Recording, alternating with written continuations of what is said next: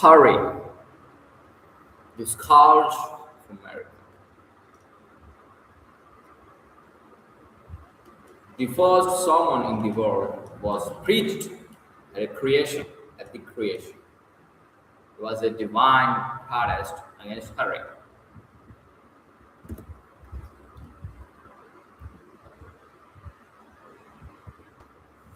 It was a divine object lesson of perfect love, perfect plan, perfect order, perfect method. 6 days of work, carefully planned, scheduled, and completed were followed by rest.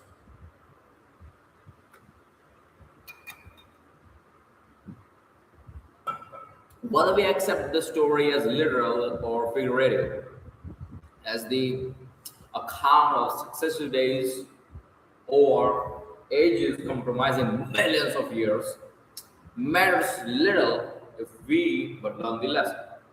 Nature is very un-American. Nature never hurries. Every phase of her working shows plan, calmness, reliability, and the absence of hurry. Hurry always implies lack of definite method.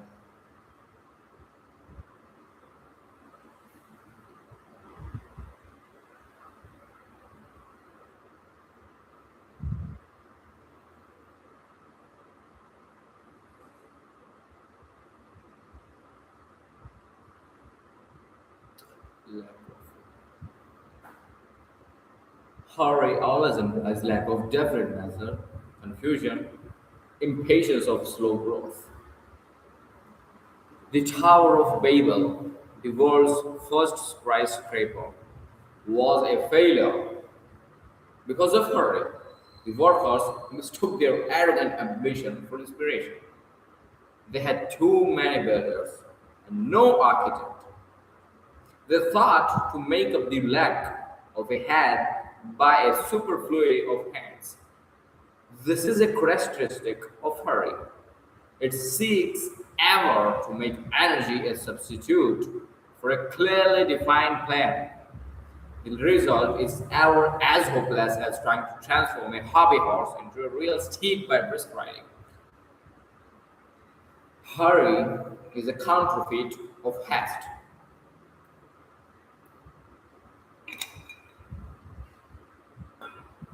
Haste as an ideal, a distinct aim to be realized by the quickest, direct methods. Haste has a single compass upon which it relies for direction, and in harmony with which its course is determined. Hurry says, I must move faster.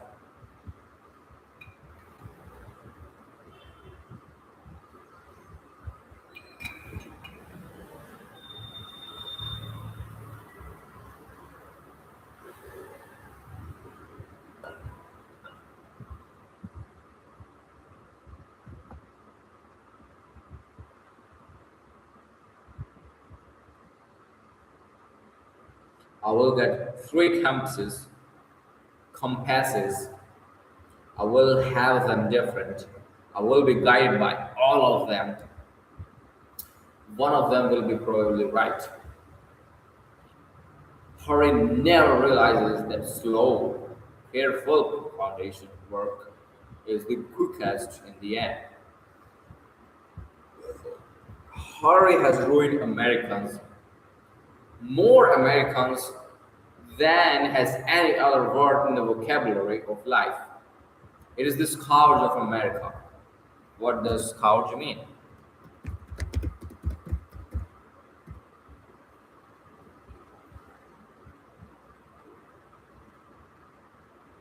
A person or thing that causes a lot of trouble or suffering, and is both a cause and a result of our high pressure civilization. Hurry adroitly assumes so many masquerades of disguise that its identity is not always recognized. Hurry always pays the highest price for everything, and usually the goods are not delivered. In the race For wealth, men often sacrifice time, energy, health, home, happiness, and art. Everything that money cannot buy, the very things that money can never bring back. Or is a phantom of paradoxes. Businessmen, in their desire to provide for the future happiness for their family, often sacrifice the present happiness of wife and children on the altar of hurry. They forget that their place in the home should be something greater than being merely the man that pays the bills. They expect consideration and thoughtfulness that they are not giving. We have too much of a wife's duties to a husband and too little of the other side of the question. The wife, they tell us,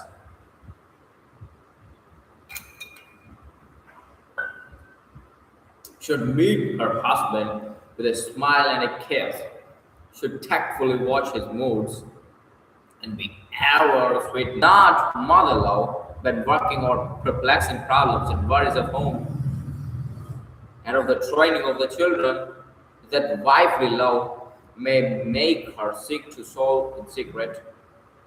Is man then the weaker sex, that he must be pampered and treated as tenderly as a boy trying to keep from contact with the world?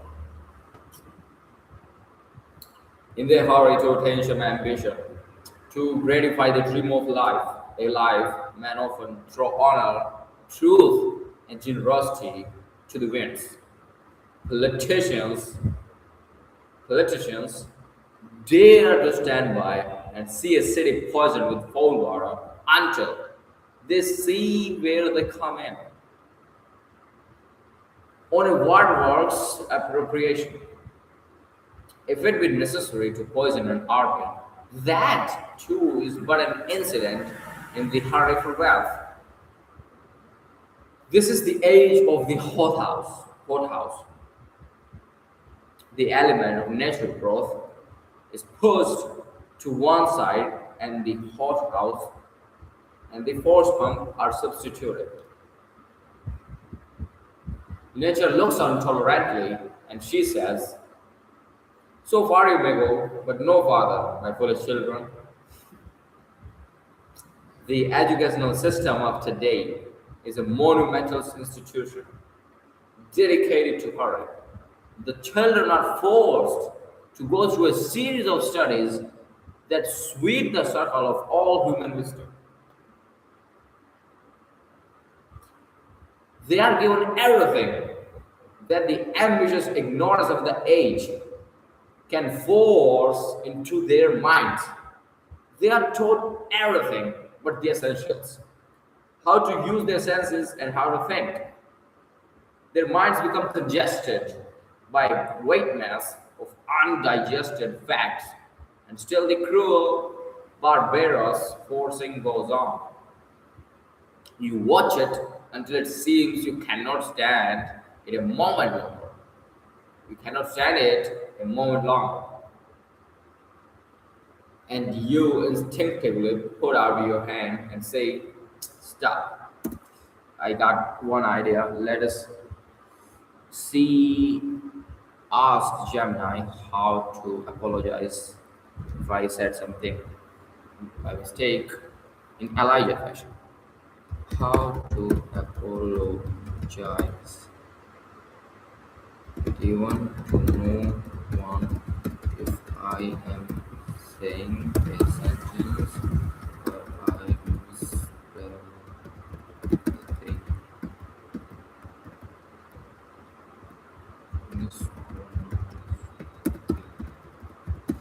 Elijah says,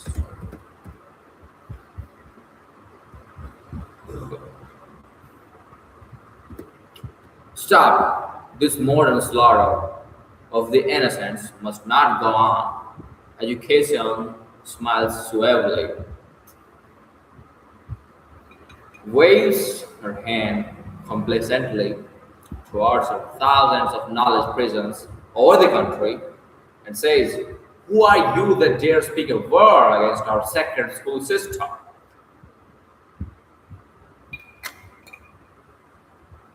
Education is in a hurry, but she fails in 15 years to do what half the time should accomplish by better methods. She should not be too boastful. Incompetence is not always a reason for pride. That they hurry the children into 100 textbooks, then into ill health, then into the colleges, then into a diploma, then into life with a dazed mind, untrained and unfitted for the real duties of living. Hurry is the death blow to commerce, to dignity, to poise. The old time courtesy went out when the new time hurry came in. Hurry is the father of dyspepsia. In the rush of our national life, the bolting of food has become a national vice. The words quick lunches might properly be placed on thousands of headstones in our cemeteries.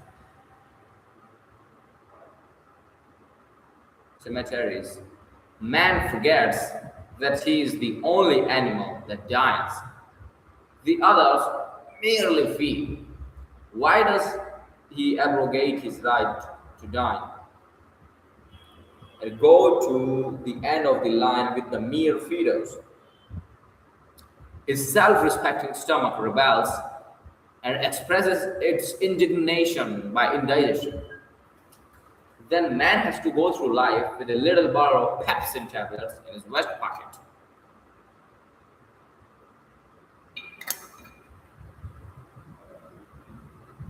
He is but another victim to this craze for speed. Hurry means the breakdown of the nerves. It is the royal road to nervous prostration. Everything that is great in life is the product of slow growth. The newer and greater, the higher and nobler the work, the slower is its growth, the surer is its lasting success.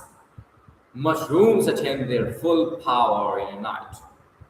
Oaks require decades. A fad lives its life in a few weeks.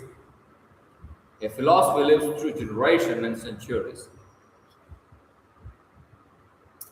If you're sure you're right, do not let the voice of the world, or of friends, or of family sway you for a moment from your purpose. Accept slow growth if it must be slow, and know the results must come as you would accept the long, lonely hours of the night with absolute assurance that the heavy leaded moments must bring the morning. Let us, as individuals, banish the word hurry from our lives. Let us care for nothing so much that we would pay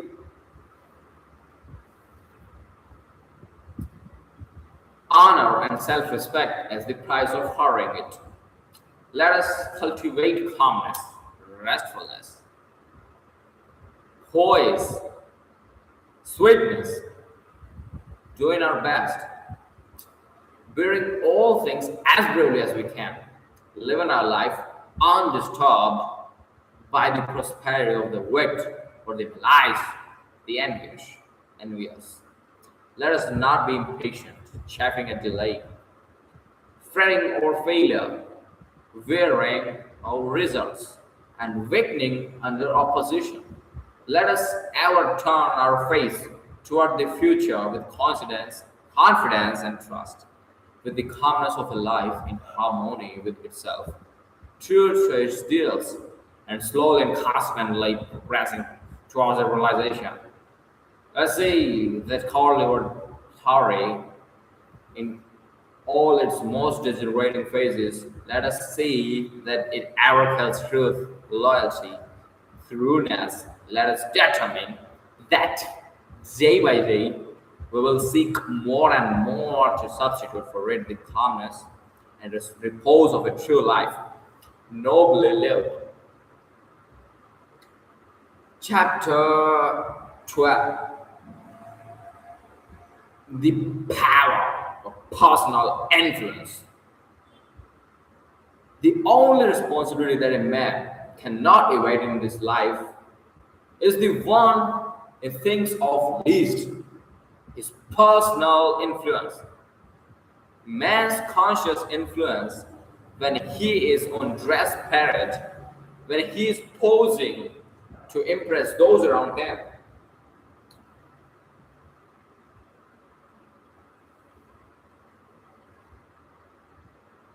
is woefully small, but his unconscious influence, the silent, subtle radiation of his personality, the effect of his words and acts, the trifles he never considers, is tremendous. Every moment of life he is changing to a degree of the life, to a degree the life of the whole world.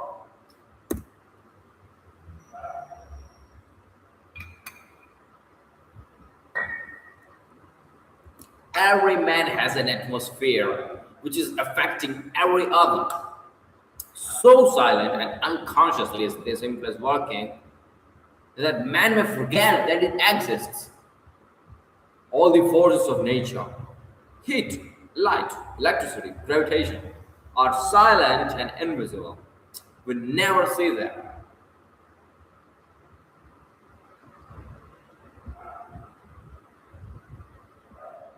We only know that they exist by seeing the effects they produce in all nature. The wonders of the sea are dwarfed into sorry, insignificance when compared with the majesty and glory of the unseen. I should watch how to apologize. Elijah writes, speak slowly, deliberately, and with calm precision. Lower your pitch slightly. Use formal diction, pattern, slip of tongue, and precision to read about. Forgive me, a moment of unacceptable imprecision. Forgive me. Pardon me, the peers my tongue brave failed my intention. Let me rectify that. Regrettable. Pardon. Pardon? As I was saying,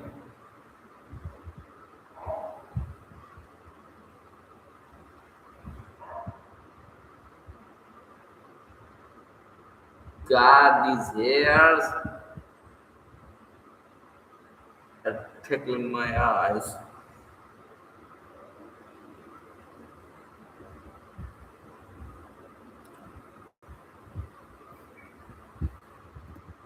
The great sun itself does not supply enough heat and light to sustain animal and vegetable life on the earth. We are dependent for nearly half our light and heat on the stars, and the greater part of this supply of life-giving energy comes from invisible stars, millions of miles from the earth. In a thousand ways, nature constantly seeks to lead men to a keener and deeper realization of the power and wonder of the invisible. Into the hands of every individual is apparently is given a marvelous power for good or for evil. Apparently, the silent, unconscious, unseen influence of his life. This is simply the constant radiation of what a man really is, not what he pretends to be. Every man, by his mere living, is radiating sympathy or sorrow, witness or cynicism, happiness or hope, or any of 100 other qualities. Life is a state of constant radiation and absorption. To exist is to radiate. To exist is to be the recipient of the radiations. There are men and women whose presence seems to radiate sunshine, cheer, and optimism. You feel calm and rested and restored in a moment to a new and stronger faith in humanity. There are others who focus in an instant all your latent distrust, madness, pardon me, morbidness, and rebellion against life. Without knowing why, you shave and fret in their presence. Pardon me, presence. As I was saying, you lose your bearings on life and its problems, your moral compass. Pardon me again, it is compass. Your moral compass is disturbed and unsatisfactory. It is made untrue in an instant as the magnetic needle of a ship is deflected when it passes near great mountains of iron ore.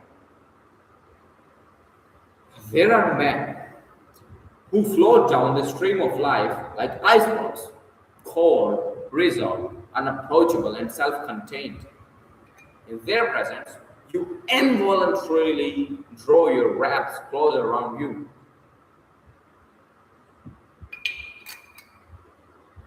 As you wonder who left the door open, the refrigerated human beings have a most depressing influence on all those who fall under the spell of the radiated chillness.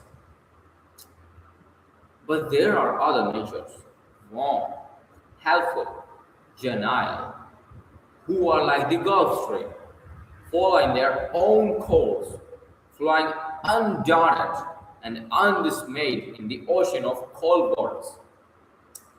Their presence brings warmth and life and glow of sunshine, the joyous, stimulating breath of spring. There are men who are like malaria swamps, poisonous, depressing, and awakening by their very presence.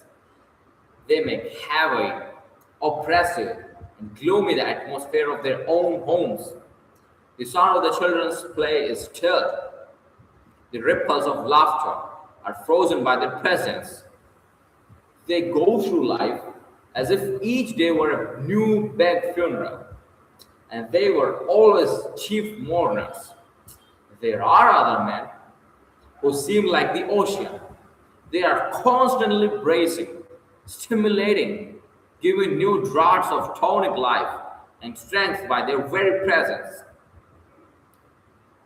There are men who are insincere in heart, and that insincerity is radiated by their presence. They have a wondrous interest in your welfare. 20 seconds wait, look right there.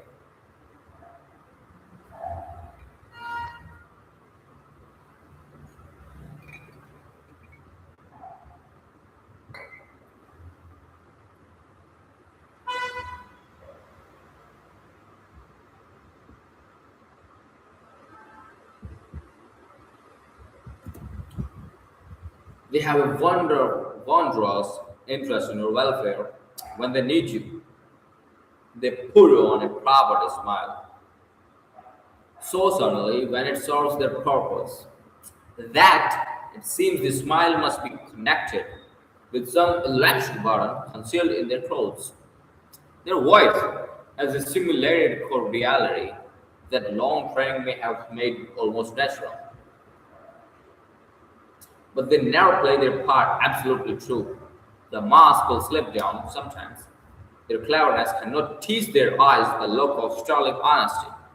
They may deceive some people, but they cannot deceive all.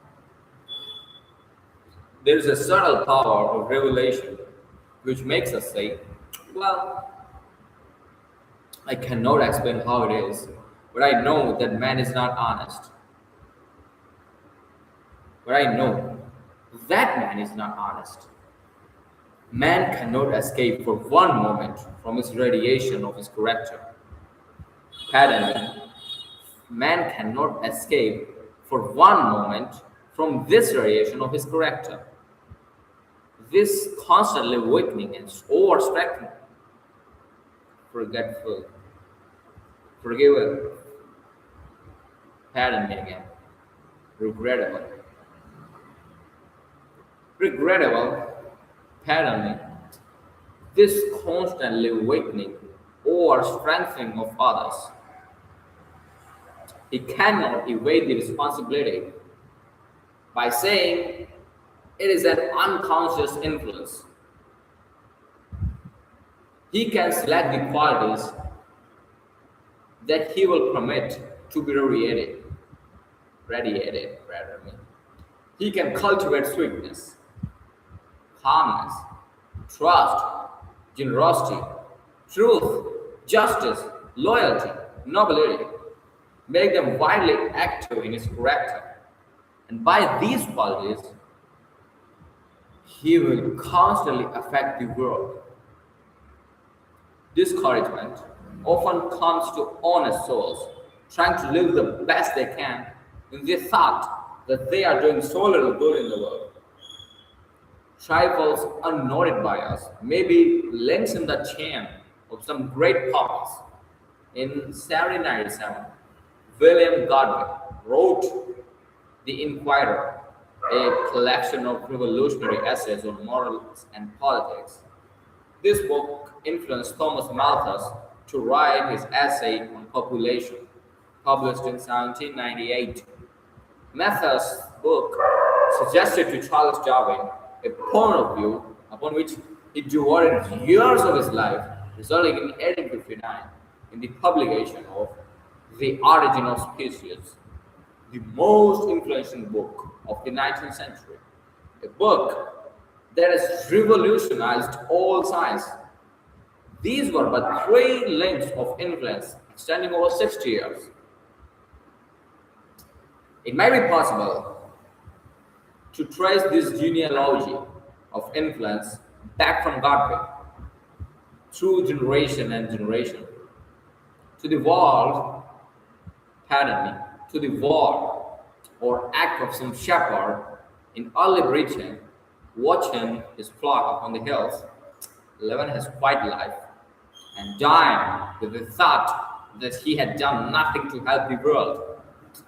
Men and women have duties to others and duties to themselves. In justice to ourselves, we should refuse to live in an atmosphere that keeps us from living our best.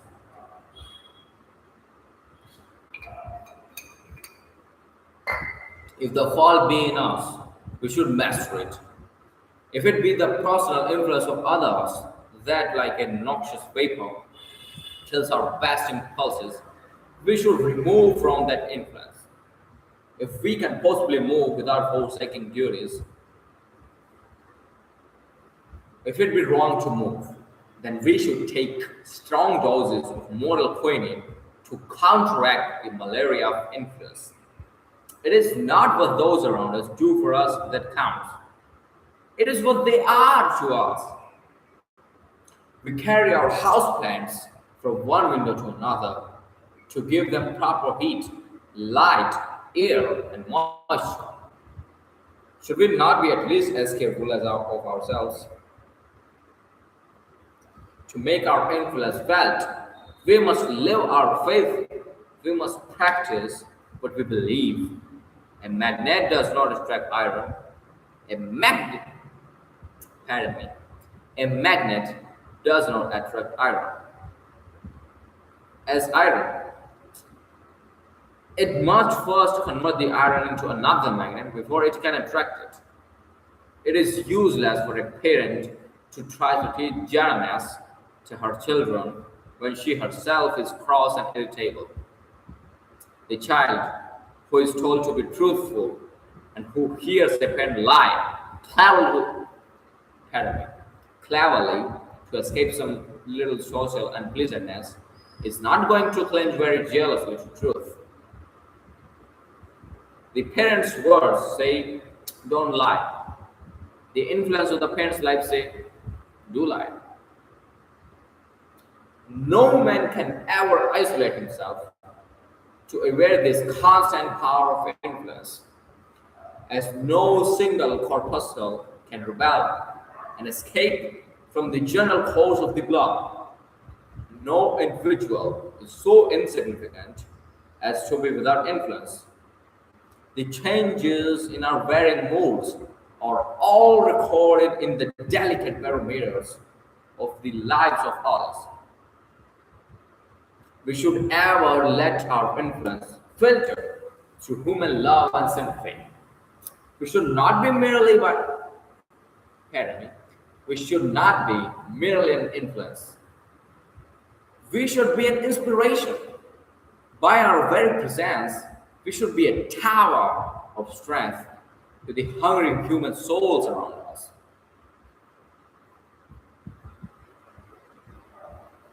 Number 13, the dignity of self reliance, self confidence.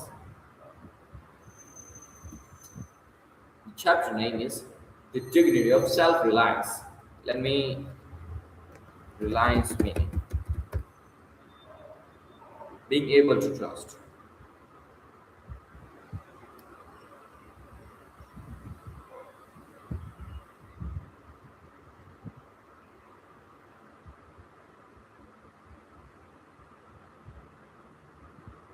Trust,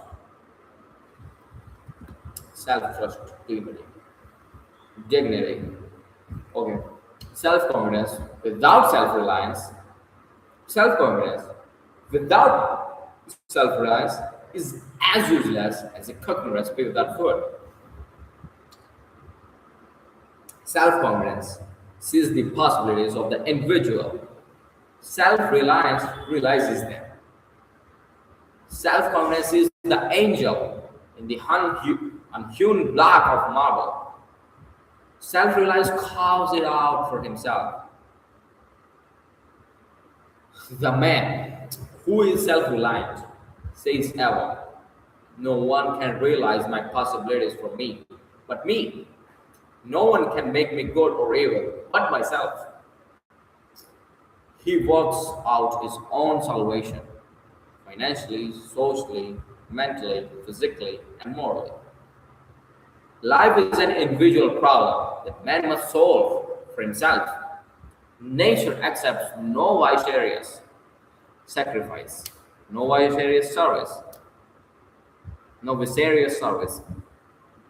Nature never recognizes a proxy vote. She has nothing to do with middlemen. She deals only with the individual. Nature is constantly seeking to show man that he is his own best friend or his own worst enemy. Nature gives man the option on which he will be to himself. Pardon me, let me recite that again. Nature gives man the option on which he will be, on which, pardon me again, let me recite that again. Nature gives man the option on which he will be to himself. All the athletic exercises in the world are of no value to the individual unless he compels those bars and dumbbells to yield to him in strength and muscle. The power for which he himself pays in time and effort, he can never develop his muscles by sending his valet to a gymnasium. The medicine chests of the world are powerless in all the united efforts to help the individual until he reach out and take for himself what is needed for his individual weakness. All the religions of the world are but speculations in morals. Pardon me, speculations. Mere theories of salvation until the individual realizes that he must save himself by relying on the law of truth as he sees it, and pardon me, living his life in harmony with it as fully as he can. But religion is not a permanent home with soft cushioned seats where he has but to pay for his ticket and someone else does all the rest. In religion, as in all other great things, he is ever thrown back on his self-reliance.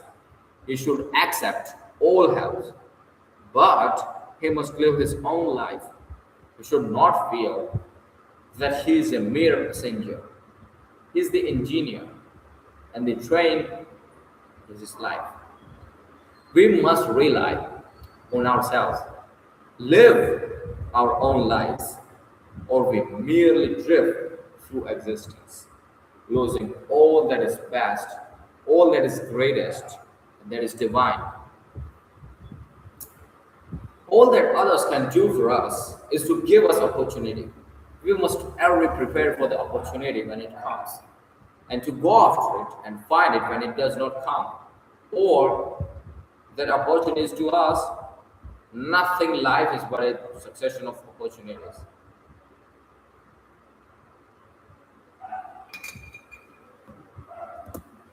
They are for good and evil as we make them.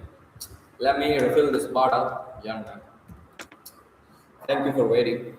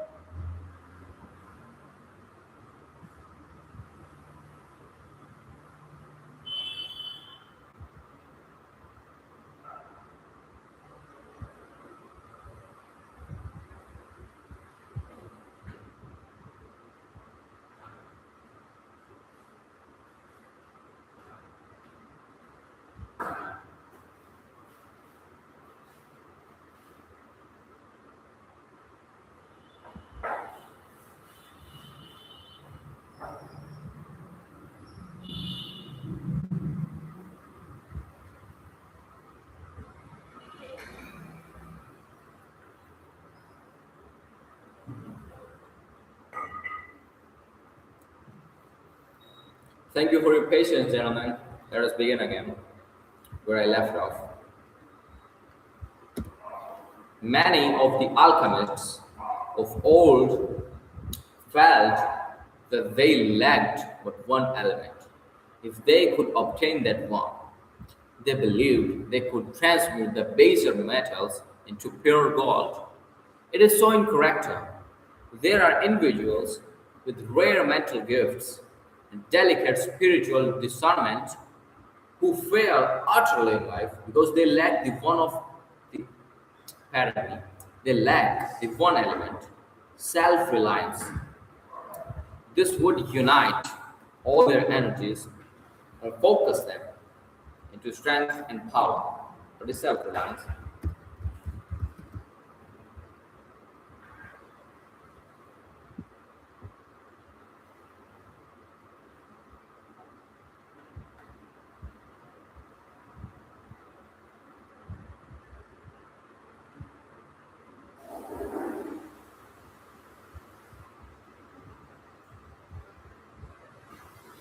The man who is not self-reliant is weak, hesitating, and doubting in all he does. He fears to take a decisive step because he dreads failure, because he is waiting for someone to advise him, or because he dare not act in accordance with his own best judgment. In his cowardice and his conceit, he sees all his non-success due to others. He is not appreciated, not recognized.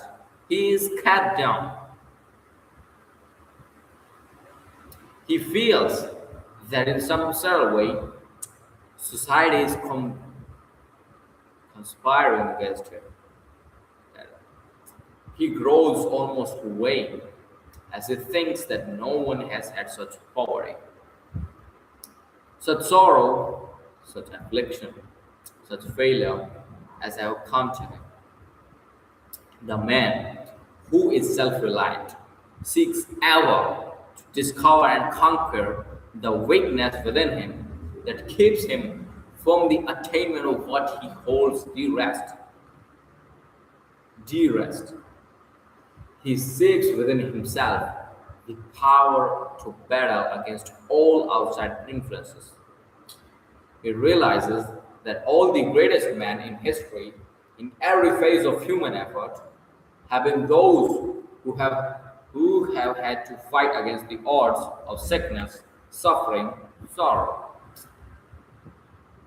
To him, defeat is no more than passing through a tunnel is to travel.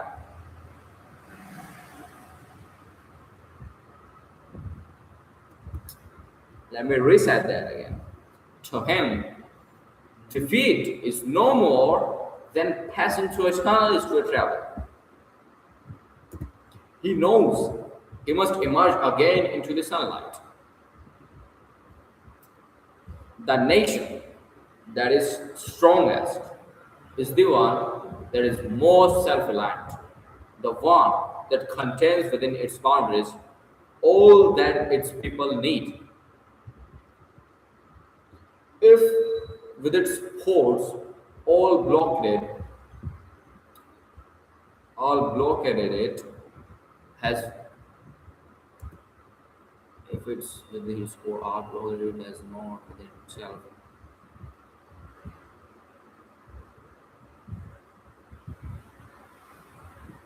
If with its recite that again, let me recite that again, pardon me. If with its ports all blocked, it has not within itself the necessities of life and the elements of its continual progress, then it is weak, held by the enemy, and it is but a question of time till it must surrender. Its independence is in proportion to its self reliance, to its power to sustain itself from within. What is true of nations is true of individuals. The history of nations is but biography of individuals, magnified, intensified, multiplied, projected on the screen of the past. History is the biography of a nation. Biography is the history of an individual. So it must be that the individual who is most strong in any trial, sorrow, or need is he who can live from his inherent strength, who needs no scaffolding of countless sympathy to uphold him. He must ever be self reliant.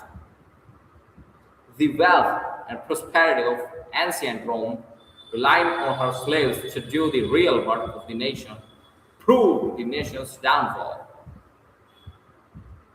The constant dependence on the captives of war to do the pardon me, thousand details of life for them, killed self-reliance in the nation and in the individual. Then, through weakened self-reliance, and the increased opportunity for idle, luxurious ease that came with it, Rome, a nation of idols, became a nation of men, more effeminate than women. As we depend on others to do things we should do ourselves, let us wait 20 seconds.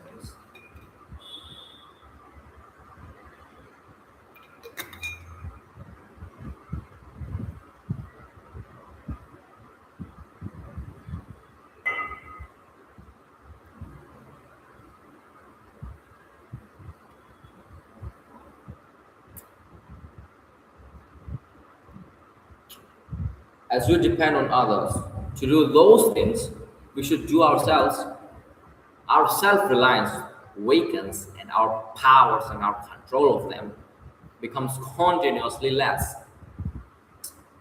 Man to be great must Man to be great must be self reliant.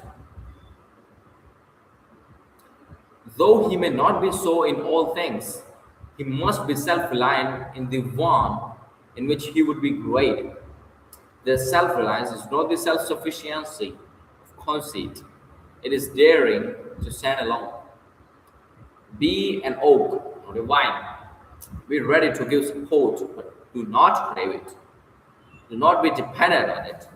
To develop your true self reliance, you must see from the very beginning that life is a battle you must fight for yourself. You must be your own soldier. You cannot buy a substitute. You cannot win a reprieve. You can never be placed on the retired list. The retired list of life is death. The world is busy with its own cares, sorrows, and joys, and pays little heed to you. There is one great passport. There is but one great passport to success: self reliance. If you learn to converse, put yourself into positions, you must speak. If you would conquer your morbidness, mingle with the bright people around you, no matter how difficult it may be. If you desire the power that someone else possesses, do not envy its strength and dissipate your energy by weakly wishing his force for yours. Emulate the process by which it became it. Pardon me, let me reset that again. Emulate the process by which it became his. Depend on your self reliance. Pay the price for it, and equal power may be yours. The individual must look upon himself as an investment of untold possibilities, if rightly developed. A mind whose resources can never be known but by going down into it and bringing out what is hidden. Man can develop self reliance by seeking constantly to surpass himself. We try too much to surpass others. If we seek ever to surpass ourselves, we are moving on a uniform line of progress that gives a harmonious unifying to our growth in all its parts. Daniel Morel, at one time president of the Cambria Rail Works, that employed 7,000 men and made a rail famed throughout the world, was asked to pardon me, was asked the secret of the great success of the works. We have no secrets, he said, but this: we always try to beat our last batch of rails. Competition is good, but it has its danger side. There is a tendency to sacrifice real worth to mere appearance, to have seeming rather than reality. But the true competition is the competition of the individual with himself. Let me reset that again. But the true competition is the competition of the individual with himself. His present seeking to excel his past. This means real growth from within. Self-reliance, self-reliance develops it, and it develops self-reliance. Let the individual feel this as to his own progress and possibilities, and he can almost create his life as he will. Let him never fall down in despair at dangers and sorrows at a distance. They may be harmless, but Bunyan's stone lions when he nears them. The man who is self-reliant does not live in the shadow of someone else's greatness. He thinks for himself, depends on himself, and acts for himself. In throwing the individual thus back upon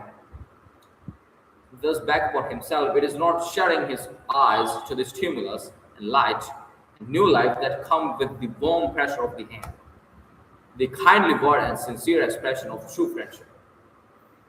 But true friendship is rare. Its great value is in a crisis, like a lifeboat. Many a boasted friend has proved a leaky, worthless lifeboat when the storm of adversity might make him useful. In these great crises of life, man is strong only as he is strong from within, and the more he depends on himself, the stronger will he become, and the more able will he be to help others in the hour of their need. His very life will be a constant help and a strength to others as he becomes to them a living lesson of the dignity of self-reliance. And it, gentlemen, let us end it. Peace.